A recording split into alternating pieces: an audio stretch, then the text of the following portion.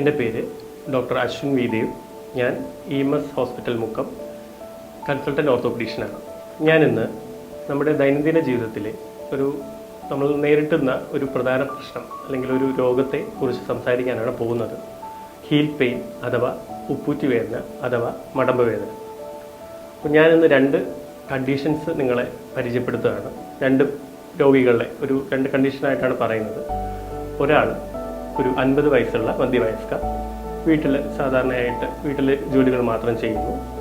അയാളുടെ പ്രശ്നമെന്ന് പറയുന്നത് രാവിലെ എണീക്കുമ്പോൾ കാല് തറയിൽ കുത്താൻ ഉള്ള വേദന അല്ലെങ്കിൽ കുത്താൻ ബുദ്ധിമുട്ട്, പിന്നെ കുറച്ച് നേരം നടന്നു കഴിഞ്ഞാൽ വേദന അത് മാറുന്നു. ചില ദിവസങ്ങളിൽ അല്ലെങ്കിൽ ചില സമയങ്ങളിൽ വേദന മാറാണ്ട് തന്നെ നിൽക്കുകയും ചെയ്യുന്നു. രണ്ടാമത്തെ ആൾ ഒരു 25 വയസ്സായിട്ടുള്ള ചെറുപ്പക്കാരൻ. പുള്ളിക്കാരനാണെങ്കിൽ നന്നായിട്ട് ആക്റ്റീവായിട്ടുള്ള ഒരു ആളാണ്.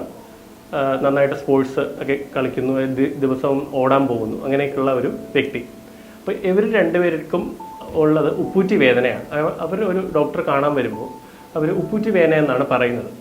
അപ്പോൾ ഇവർക്ക് രണ്ടുപേർക്കുള്ള ഉപ്പൂറ്റി വേദനയുടെ വ്യത്യാസങ്ങൾ, അല്ലെങ്കിൽ ഈ ഉപ്പൂറ്റി വേദന ഇവർക്ക് രണ്ടുപേർക്കും എന്ത് രോഗമാണ്, അത് സ്പെസിഫൈ ചെയ്ത് പറയാനാണ് ഞാനിവിടെ ശ്രമിക്കുന്നത്.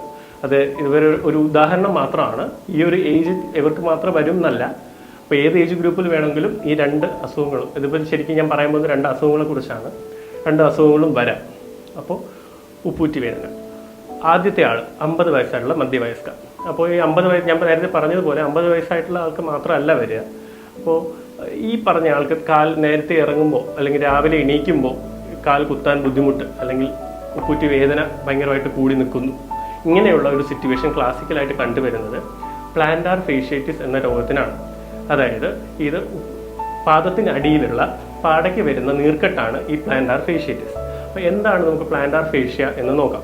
അതായത് നമ്മുടെ പാദത്തിനടിയിലുള്ള ഉപ്പൂറ്റിയുടെ ഭാഗത്തു നിന്നും മുന്നോട്ട് വരുന്ന ഒരു പാടയാണ് ശരിക്കും പ്ലാന്റാർ ഫേഷ്യ. അത് പ്ലാന്റാർ ഫേഷ്യ നമ്മുടെ ശരീരത്തിന് ഭയങ്കരമായിട്ട് ഉപയോഗമുള്ള ഒരു പാർട്ടാണ്. അതായത് നമ്മുടെ പാദത്തിന് അല്ലെങ്കിൽ ഒരു കുഷൻ ഇഫക്റ്റ് നൽകുന്നു, അല്ലെങ്കിൽ ഷോക്ക് അബ്സോർബർ പോലെ നമ്മുടെ പാദത്തിന് നമ്മൾ നടക്കുമ്പോൾ അത് നമ്മുടെ പാദത്തിന് ഹെൽപ്പ് ചെയ്യുന്നു.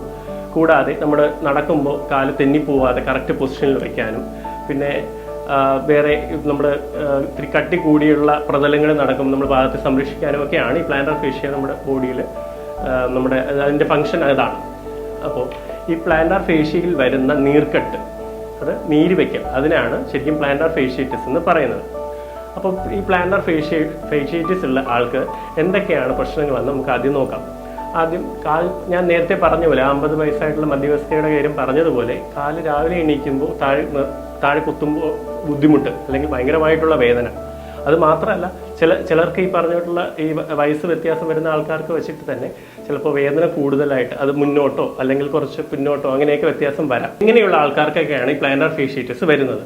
അപ്പോൾ കൂടുതലായിട്ടും നമ്മുടെ ഉപയോഗിക്കുന്ന ചെരുപ്പിന് കട്ടി കൂടുതൽ, അല്ലെങ്കിൽ നമ്മുടെ നമ്മുടെ പാദത്തിനൊത്ത സൈസിലല്ലാത്ത ചെരുപ്പ് ഉപയോഗിക്കുന്നവർക്കൊക്കെയാണ് കൂടുതലായിട്ടും പ്ലാന്റാർ ഫേഷ്യേറ്റിസ് കണ്ടുവരുന്നത്. പിന്നെ അമിതവണ്ണമുള്ളവർ, ഷുഗർ രോഗികൾ, പിന്നെ പ്രഗ്നൻസി സമയത്ത് കൂടുതലായിട്ടും കണ്ടുവരുന്നു.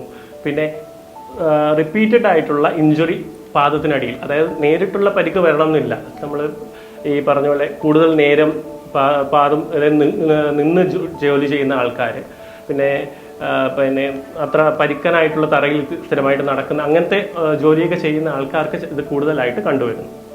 അപ്പോൾ ഇനി നമുക്ക് കാണേണ്ടത് പ്ലാന്റാർ ഫേഷ്യേറ്റിസ് എന്ന രോഗത്തെ നമ്മൾ എങ്ങനെയൊക്കെ നമുക്ക് അത് പരിഹരിക്കാമെന്നും അത് ഭാവിയിൽ എങ്ങനെ നമുക്ക് ഒഴിവാക്കാം എന്നാണ്. അപ്പോൾ ആദ്യമായി ഇങ്ങനെ ഉള്ള രോഗികൾക്ക് നമ്മൾ പറയുന്നത്, അവർ ആദ്യം എന്താണോ അതിന് മൂലകാരണമായിട്ടുള്ളത് അത് നമ്മൾ ഒഴിവാക്കുക എന്നുള്ളതാണ്. അപ്പോൾ ഈ നേരത്തെ ഞാൻ പറഞ്ഞതുപോലെ ഇപ്പോൾ നമുക്ക് സൈസ് കറക്റ്റ് ആയിട്ടുള്ള അല്ലെങ്കിൽ മാധവമല്ലാത്തുള്ള ചെരുപ്പുകൾ ഉപയോഗിക്കുന്ന ആൾക്കാർക്ക് ആ ചെരുപ്പ് മാറ്റുക.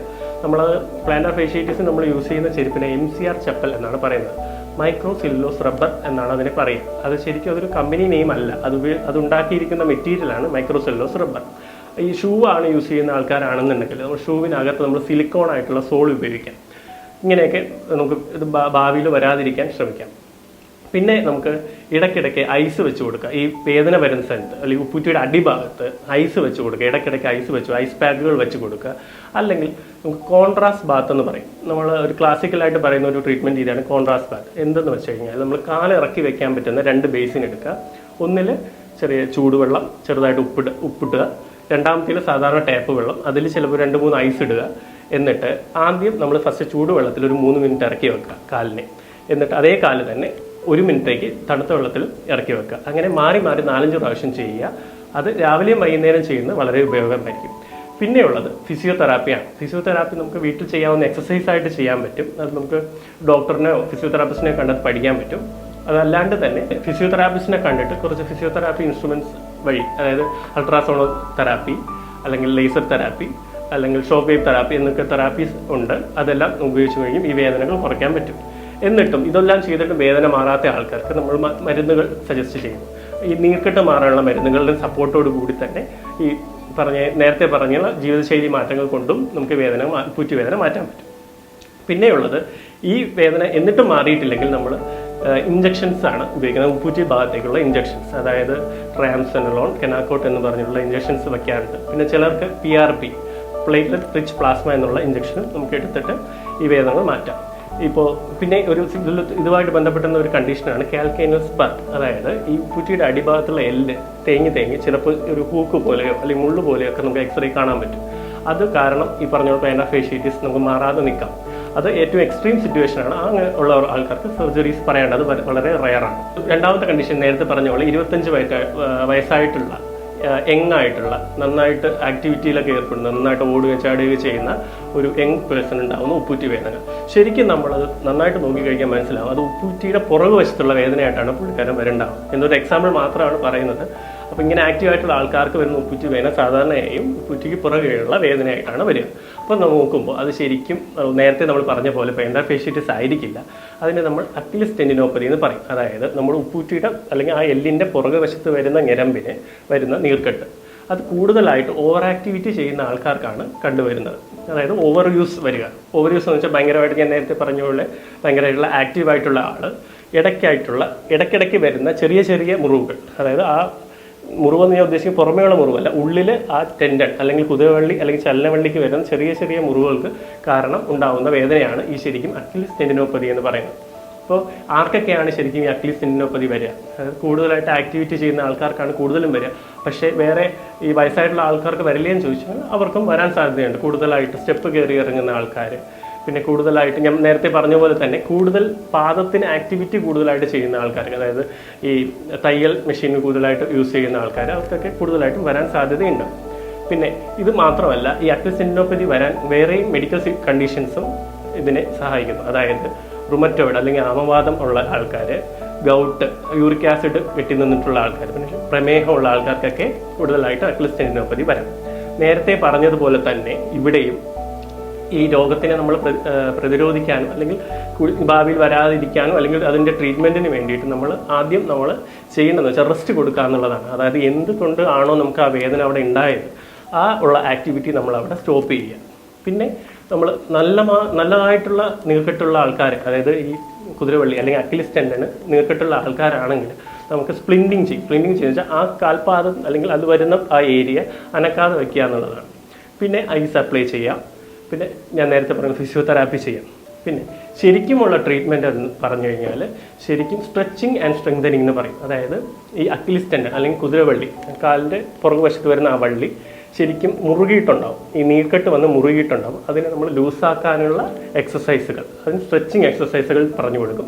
അത് കൂടാതെ തന്നെ നമ്മൾ സ്ട്രെങ്തനിങ്, അതായത് ഈ കുതിരവള്ളി മുകളിലോട്ട് പോയി അവിടെ ജോയിൻ ചെയ്യുന്ന മസിലിനാണ് നമ്മുടെ കാഫ് മസിൽ എന്ന് പറയും. അതിന് സ്ട്രെങ്ത് ചെയ്യാനായിട്ടുള്ള എക്സസൈസ് ചെയ്യുക എന്നുള്ളതാണ്. പിന്നെ ഇതിന് സപ്പോർട്ടായിട്ട് നീർക്കെട്ട് കുറയ്ക്കാനുള്ള മെഡിക്കേഷൻസ് ആണ് നമ്മൾ പിന്നെ ചെയ്യുന്നത്. അക്വിലസ് ടെൻഡിനോപ്പതി വരാനുള്ള വേറെ കാരണം എന്ന് പറഞ്ഞാൽ കാൽക്കേനിൽ തന്നെ റിട്രോ കാൽക്കേനിയൽ സ്പർ എന്ന് പറയും. നേരത്തെ നമ്മൾ ഉപ്പൂറ്റിയുടെ അടിയിലുള്ള സ്പർ അല്ലെങ്കിൽ ഈ പറഞ്ഞ പോലെ മുള്ളു പോലത്തെ ആ എല്ലിൻ്റെ ഭാഗം വരുന്നത് പോലെ തന്നെ ഈ കുതിരവള്ളി ഉപ്പൂറ്റിയിൽ ചേരുന്ന ഭാഗം, ജോയിൻ ചെയ്യുന്ന ഭാഗത്ത് അവിടെ ഒരു നീർക്കെട്ട് വന്നാൽ പിന്നെ തേങ്ങി ശരിക്കും എല്ലിന് അവിടെ ഒരു മുള്ളു പോലെ വരാൻ സാധ്യതയുണ്ട്.